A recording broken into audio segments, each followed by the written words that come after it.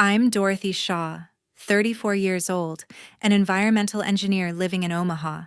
That night, during what should have been an ordinary Sunday dinner at my parents' house, everything fell apart.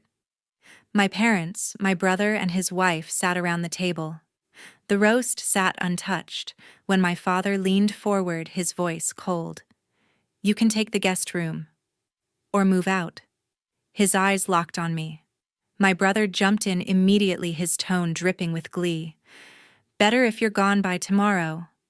The fork slipped from my hand, clattering against the plate. I had been covering most of this household's expenses, electric bills, repairs, even the brand new fridge, yet now I was being treated as disposable.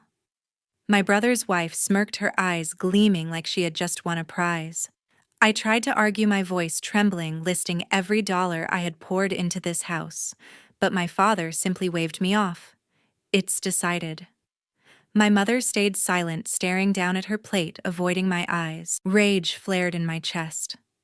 I stood up, grabbed my keys, and said, "Fine, I'm gone."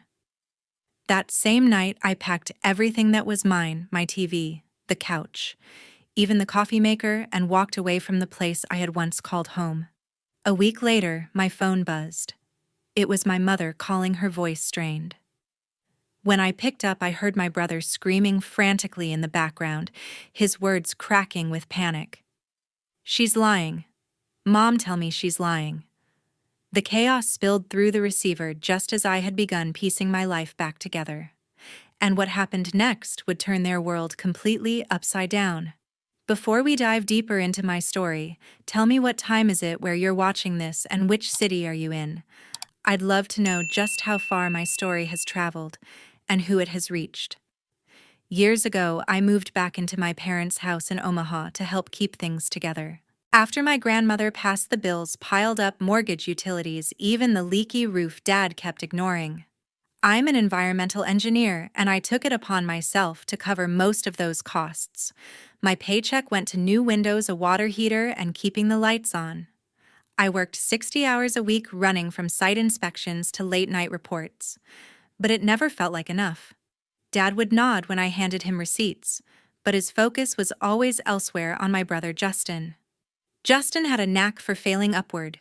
He'd burned through one business idea after another: food trucks, crypto apps, even some sketchy online store that folded in months.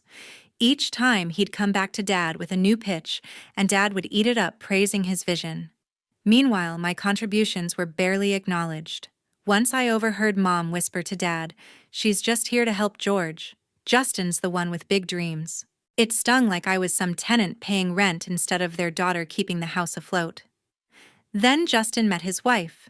He brought her to dinner one night, all smiles, introducing her as a real estate agent with a flashy smile and sharper heels. Dad and Mom couldn't stop gushing about her, how polished she was, how she had her act together. I watched her pull up in a sleek black SUV, wearing a watch that screamed money. It didn't add up. Real estate in Omaha wasn't that lucrative, not for someone her age, barely 30.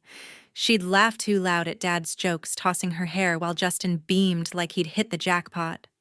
I tried asking her about her work clients' properties, the usual, but she deflected, changing the subject to some vague deal she was closing.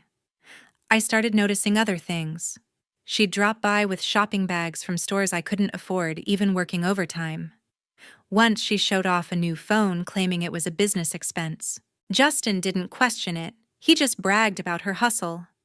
Dad would clap him on the back, saying, "You picked a good one." I'd bite my tongue, but the math wasn't mathing. My salary was stretched thin, covering the house, yet she was flaunting cash like it grew on trees. I mentioned it to Mom once, asking if anyone else thought her lifestyle was off. Mom just shrugged, saying, "She's successful, Dorothy. Don't be so skeptical." It wasn't just the money. She had this way of steering conversations like she was always selling something.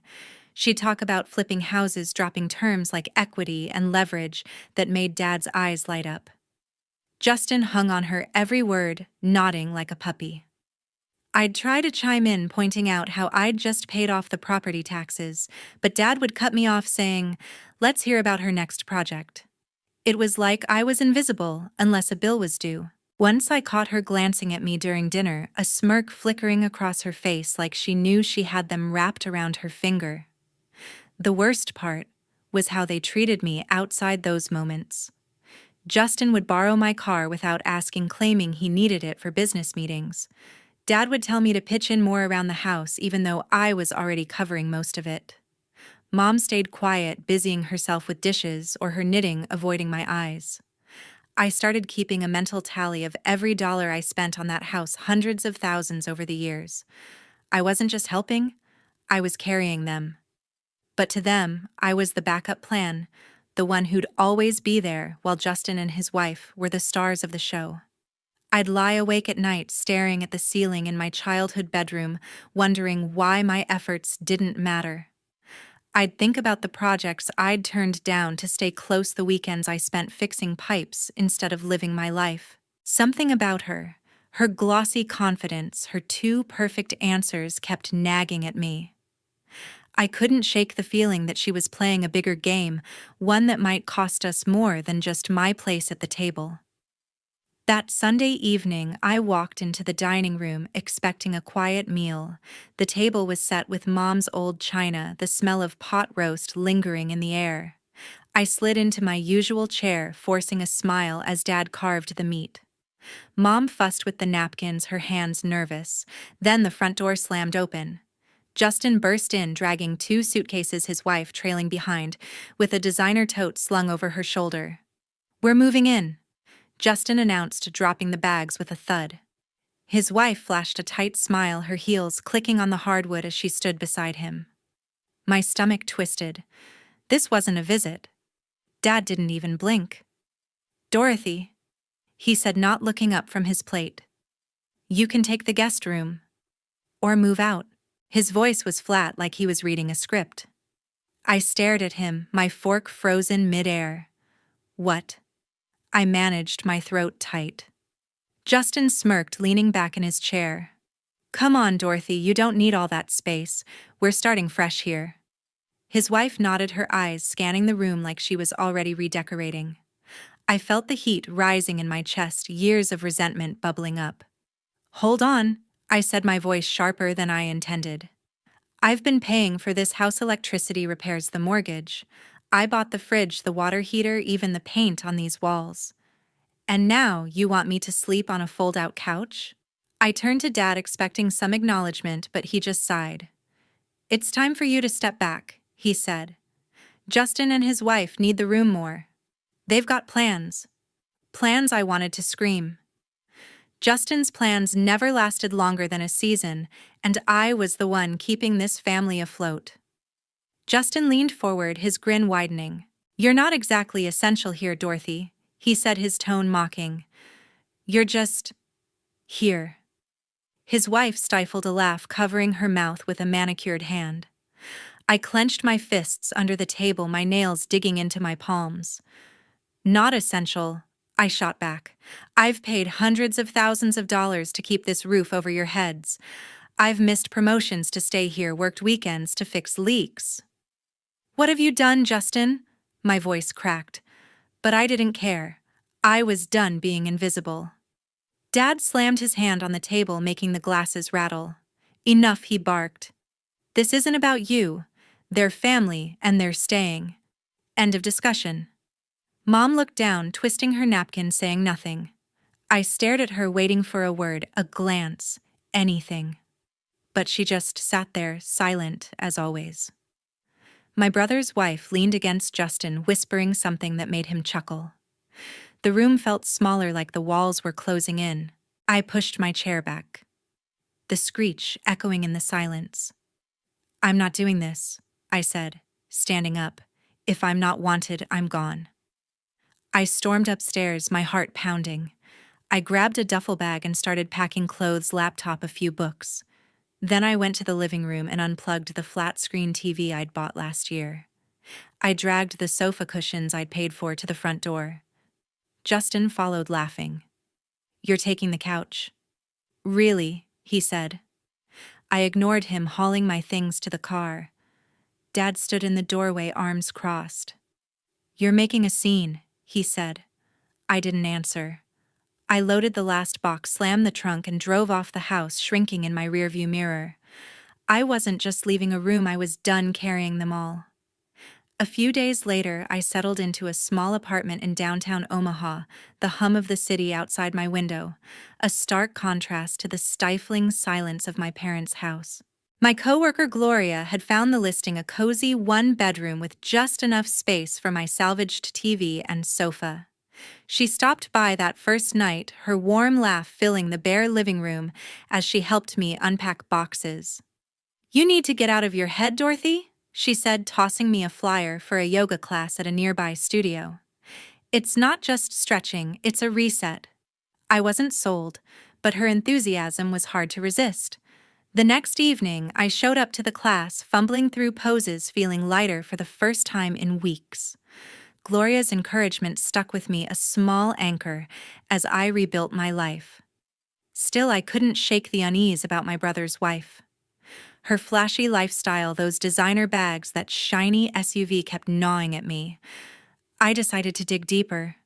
I called Michael, an old colleague in real estate I'd met years ago at a conference. He picked up on the second ring, his voice steady but curious. "Dorothy, it's been a while. What's up?" I got straight to the point, asking if he knew anything about Miriam, Justin's wife. I described her job as a real estate agent, her big talk about deals, and the money she seemed to have in spades. Michael went quiet for a moment. "Miriam Cole?" he asked. "She's been on a few radars. Word is her agency's under investigation for shady deals, flipping properties with fake appraisals, skimming client funds. Nothing's proven yet, but she's not clean." My heart sank. I thanked Michael and hung up, my mind racing. If Miriam was trouble, my family was in deeper than I thought. I dialed Dad's number, hoping he'd listen. "Dad, you need to hear this." I started explaining what Michael had told me about Miriam's firm. His response was a curt grunt. "Don't stick your nose in their business, Dorothy," he said. "They're doing fine without you stirring things up." I pressed harder, mentioning the investigation, but he cut me off. "Enough. Focus on your own life." The line went dead. I stared at my phone, frustration boiling. Dad's blind trust in Justin and his wife was maddening, but I wasn't surprised. He'd always chosen Justin's side, no matter the cost. Mom was next. I called her, hoping for a crack in her usual silence. "Mom, please just listen," I said, laying out the red flags about Miriam. She sighed, her voice soft but firm. "Dorothy, let it go. They're happy. Don't ruin it." I wanted to scream. How could they be so blind? But I knew arguing was pointless. Mom never challenged Dad or Justin. I hung up, feeling more alone than ever, but determined to find answers. I started reaching out to old contacts. A former client from my engineering firm had worked in real estate law, so I sent her an email asking if she'd heard of Miriam's agency. She replied quickly, confirming Michael's story. The firm was tied to several complaints about fraudulent mortgages. Another contact, a surveyor I'd collaborated with, mentioned overhearing gossip at a local title company about Miriam pushing questionable deals. Each piece of information tightened the knot in my stomach. I wasn't just suspicious anymore. I was certain she was hiding something big. I kept my findings to myself, building a mental file of everything I'd learned. I checked public records online, finding a few properties listed under Miriam's name, all sold at inflated prices to buyers who later filed disputes. It wasn't proof, but it was enough to keep me digging. I texted Michael again, asking him to let me know if he heard anything new. He promised to keep an ear out. Meanwhile, I threw myself into my new routine: work, yoga, dinners with Gloria. The city felt like a fresh start, but the weight of my family's dismissal lingered. I couldn't help wondering how far Miriam's schemes reached, and whether Justin was in on it or just another pawn. 2 weeks later, I ran into Hazel, an old family friend, at a local cafe. She was sipping coffee at a corner table, her graying hair pulled back in a neat bun. "Dorothy? It's been ages," she said, waving me over. We caught up briefly, but when I mentioned Justin's wife, Hazel's smile faded. "Miriam Cole?" she asked, her voice low. "I knew her years ago. She worked for a real estate firm in Lincoln, shady outfit, always cutting corners. They got sued for forging client signatures and inflating property values to pocket the difference. Miriam was in deep, though she dodged the fallout. My pulse quickened. This wasn't just gossip, it was a piece of the puzzle I'd been chasing. I drove straight to my parents' house, my hands gripping the steering wheel. Justin was in the driveway, unloading groceries, looking smug as ever. I didn't waste time. "We need to talk," I said, pulling out my phone to show him the email from Michael, my real estate colleague, detailing Miriam's agency's investigation. "She's not who you think, Justin. Her firm's been fleecing people for years. Fake appraisals, stolen funds. Hazel just told me she was part of a scam in Lincoln." Justin's face darkened. He snatched the phone, scanned the email, then shoved it back at me. "You're just jealous," he spat. "Miriam's successful and you can't stand it. Stop making things up." I stared at him, stunned. "This isn't about me," I said. "This is about your wife putting our family at risk." He laughed, a sharp, bitter sound. "Go play detective somewhere else, Dorothy." Inside, Mom was in the kitchen stirring a pot of soup. I tried again, hoping she'd hear me out. Mom, Hazel knew Miriam before I said, keeping my voice steady.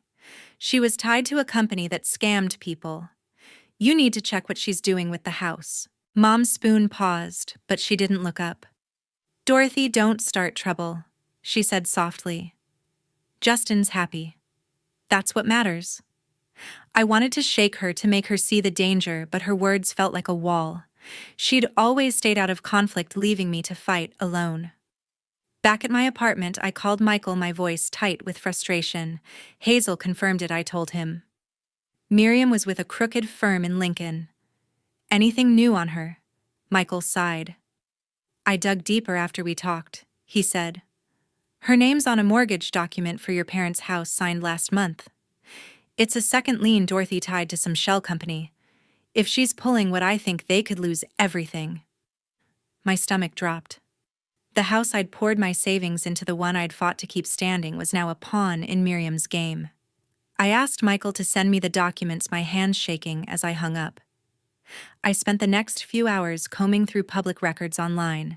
The mortgage Michael mentioned was real, a 6-figure loan against the house with Miriam's signature scrawled next to Dad's. I found another record, a transfer of funds from my parents' savings to an account linked to her agency. It wasn't just fraud, it was personal. She'd used my family's trust to line her pockets. Every call I'd made to Dad, every warning Mom ignored, felt like a betrayal all over again. They'd chosen Justin and Miriam over me, and now they were tangled in her mess. I leaned back in my chair, staring at the ceiling. The weight of it, all years of carrying the family only to be pushed out, hit me hard, but I wasn't done. Miriam thought she could play everyone, but I'd seen through her from the start. I wasn't going to let her walk away with everything we'd built. I saved every document, every email, every scrap of evidence. This wasn't just about protecting the house anymore. It was about exposing her for who she was. I'd make sure she couldn't hide, no matter how fast she tried to run. One evening, as I was working late at my apartment, my phone buzzed with a call from Mom. Her voice was shaky, almost a whisper. "Dorothy. There are people here. They're asking for Miriam." I grabbed my keys and drove to my parents' house, my heart pounding. When I arrived, 2 investigators stood in the driveway, badges glinting under the porch light. Dad was at the door, his face pale, while Justin paced behind him, clutching his phone. "This is about some real estate deals," one investigator said, holding up a stack of papers. "We need to speak with Miriam Cole. She's linked to fraudulent transactions, forged documents, misappropriated funds." I stayed quiet, watching as Justin's eyes widened. "She's lying." "Mom, tell me she's lying," Justin shouted, turning to Mom, who stood frozen in the hallway. The investigators explained that Miriam had used Justin's name on several shady deals, including a loan tied to the house. Mom clutched her sweater, shaking her head, but said nothing. Dad stepped forward, his voice trembling. "She's not here right now," he said. The investigators handed him a card, warning they'd be back. As they left, I saw Miriam's car pull up across the street. She hadn't noticed me yet. I crossed the road, my phone already recording in my pocket. Miriam, I called, my voice steady despite the rage inside. She froze, her eyes darting to the house. What's this about Dorothy? She asked, her tone sharp. I didn't back down. I know about the mortgage, the savings account, everything, I said. You've been draining my family. Tell me the truth. Her face twisted, but she didn't run. Fine, she snapped. I took the money. The house was collateral for a deal your dad signed off on it. Justin was too clueless to notice. I pressed record harder, catching every word. You used them, I said. She smirked, unapologetic. They trusted me. That's on them. Before I could respond, she jumped into her car and sped off, tires screeching. I stood there, the weight of her confession sinking in. She was gone, leaving my family to clean up her mess. Back at the house, Justin was unraveling. How could she do this? He muttered, running his hands through his hair. He turned to me, his voice desperate. Dorothy, you knew something was off. Why didn't you stop her? I stared at him, incredulous. I tried, I said. You called me jealous. You all shut me out. Mom looked away, her silence louder than ever. Dad sank into a chair, his hands covering his face. The investigators' papers were still on the table, detailing loans and transfers I'd warned them about. My phone rang again later that night. It was Dad, his voice broken. Dorothy. We're in trouble, he said. The bank's calling in the loan. We might lose the house. Can you come back? We need you. I closed my eyes, the years of being dismissed flashing through my mind, the bills I'd paid, the repairs I'd made, the dinner where they'd pushed me out. No, Dad, I said, my voice firm. I gave everything for that house, and you chose Justin and Miriam over me. You're on your own now. He pleaded, his words stumbling, but I hung up. For the first time, I felt free, like I'd finally let go of a weight I'd carried too long. The next morning, I listened to the recording again. Miriam's voice, cold and clear, admitting to the scam. I saved it, knowing it could be evidence if the investigators needed it. Justin and my parents were left to face the fallout, debts piling up, the house at risk. Their trust in Miriam shattered. I'd done my part, warned them, fought for them, but they'd made their choice. I wasn't going back to fix their mistakes. The next morning, I drove to my parents' house to see the aftermath. The front yard was quiet, the porch light still on from the night before. Inside, papers were strewn across the dining table, bank notices, loan agreements, and a foreclosure warning. I sat down with Dad, who handed me a folder from the bank. The numbers were brutal: a second mortgage on the house for $250,000, signed by him and Miriam, with no payments made. Their savings account, once holding nearly $200,000 for retirement, was drained, transferred to an account linked to Miriam's firm. I traced the transactions, my engineering brain piecing together the wreckage. The house I'd kept afloat for years was now a financial sinkhole, teetering on the edge of repossession. Justin slumped on the couch, his eyes red. Dorothy, you've got to help us, he said, his voice cracking. The bank's coming for everything. We're broke. I looked at him, the brother who'd mocked me at that dinner, who'd called me jealous when I warned him about Miriam. Help you? I said, my tone cold. You told me I wasn't essential, Justin. You and Dad pushed me out, told me to take the guest room or leave. I left. Now you want my money to fix this? He flinched but pressed on. We're family, he said. You can't just walk away. I shook my head. You made your choice. I'm done bailing you out. Dad stood by the window, his shoulders hunched. I messed up, Dorothy, he said, his voice low. I trusted her. I thought she and Justin had it all figured out. I was wrong. His admission hit me, but it wasn't enough. For years, I'd poured my savings into their home, worked overtime to cover their bills, only to be sidelined for Justin's empty promises and Miriam's schemes. You didn't just trust her, Dad, I said. You chose her over me. You chose Justin's dreams over my reality. I can't fix that. He looked at me, his eyes pleading, but I held firm. I'd given too much already.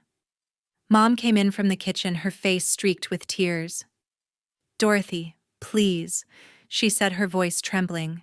We're going to lose everything. The house, our savings, it's all gone. She reached for my hand, but I pulled back.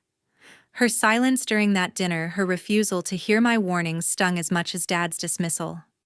You didn't listen, Mom, I said. I tried to tell you about Miriam, but you told me to let it go. Now you're asking me to save you. She sobbed, covering her face, but her tears couldn't undo the years of being overlooked. I felt a pang of guilt, but it wasn't enough to change my mind. I wasn't their safety net anymore. I walked through the house, seeing the traces of my contributions, the new windows I'd paid for, the fridge I'd replaced, the walls I'd painted. It was all at risk now, tied up in Miriam's fraud. The bank notices warned of foreclosure within weeks if the loan wasn't addressed. Justin had no job, no plan, just excuses. Dad's pension wouldn't cover the debt, and Mom's part-time work at a local shop was barely enough for groceries. They were staring down bankruptcy, and for the first time I realized I couldn't fix it. Not because I didn't have the means, but because I didn't owe them that sacrifice. I left the house, the weight of their desperation lingering. Back at my apartment, I stared at the recording of Miriam's confession, the one piece of leverage I still had. I'd sent it to the investigators, hoping it would help their case, but it wouldn't bring back the money or the house. My family was fractured not just by Miriam's betrayal, but by years of taking me for granted. I'd built a new life in Omaha with my own space, my own choices. I wasn't going back to being the one who carried them all. 6 months later, I sat in my new apartment with Gloria, sunlight streaming through the window as we shared a bottle of wine. My desk was cluttered with blueprints from a new project at work, a bridge design that had earned me a promotion to lead engineer. The raise came with it enough to furnish my place with a new coffee table and a bookshelf I'd always wanted. Gloria, now my closest friend, raised her glass. To you, Dorothy, she said, her smile wide. You're killing it. I laughed, feeling a lightness I hadn't known in years. My life was my own now, yoga classes twice a week, dinners with Gloria, and a career that was finally mine to shape. I was happy, not because everything was perfect, but because I'd chosen myself. I'd heard through a mutual friend that my family had lost the house. The bank foreclosed after they missed too many payments, and they'd moved to a cramped rental apartment in the suburbs of Omaha. Justin was working part-time at a hardware store, barely scraping by after Miriam's betrayal. His confidence was gone, replaced by late-night calls to friends begging for loans. Dad and Mom were picking up odd jobs, Dad driving for a delivery service, Mom cleaning houses. The debts Miriam left behind loomed large, with no savings to soften the blow. They were surviving, but just barely, their lives upended by the choices they'd made. I hadn't spoken to them since that last visit. Justin sent a few texts asking for money or a place to stay, but I didn't reply. Dad left voicemails, his tone softer than before, but I couldn't bring myself to call back. Mom sent a letter, once a page of apologies and regrets, but it sat unopened on my counter. I'd spent years carrying their burdens only to be pushed aside when I needed them most. Cutting them off wasn't easy, but it was necessary. I'd learned to value my self-respect over their expectations, to set boundaries that protected my peace. Looking back, I saw the lesson clearly. Family isn't just blood. It's the people who see you, who value you, who stand by you. Gloria had become that for me, a friend who showed up without asking for anything in return. My family had chosen Miriam's lies over my warnings, and I'd paid the price for their blindness. But in walking away, I'd found something stronger, my own worth. Setting boundaries wasn't about shutting people out. It was about guarding what mattered most: my heart, my time, my life. I want to thank you for following my story, for sticking with me through this mess of betrayal and redemption. It's not easy to draw lines with the people you love, but sometimes it's the only way to save yourself. Have you ever had to set boundaries with your family? What did you learn from it? Share your thoughts in the comments. I'd love to hear your stories.